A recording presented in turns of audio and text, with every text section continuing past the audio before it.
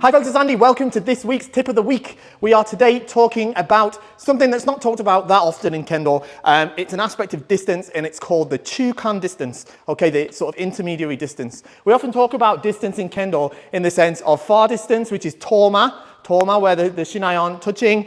We sometimes have this where the shinai are just touching here. This is also called Shokujin no Mai, basically where we're too far to be able to reach to strike. You have, of course, the Issoku Ito no Mai, where we can hit in a single step. And we often talk about the Chikama as well, where it's very, very close, okay? The Chukan distance is even closer than the Chikama, okay? So maybe Chikama is maybe here. The Chukan distance is probably here, all right? So it's not quite tsubazariai. It's between Chikama and the tsubazariai, okay? And this distance is extremely important, especially if you want to be successful in matches or in shiai, all right? Because it's a place where lots of our opponents often relax, okay, and present us with an opportunity. Now, in the past, it was very useful to make a strike from the Chukan distance as we were separating from tsubazariai, sort of from here, in this way. But you can't do that anymore, as the rules have become stricter around tsubazariai. Once we start to separate, we must separate fully.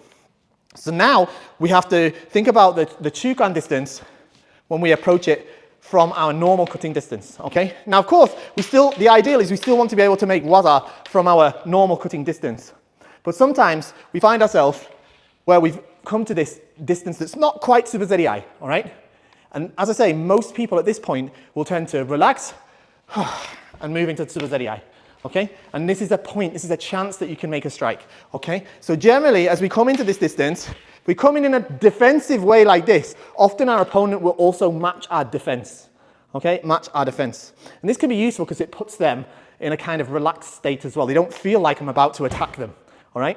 But you can use this to your advantage. Again, this is mainly a tactic for competition or shiai, okay? But it definitely can result in a valid point.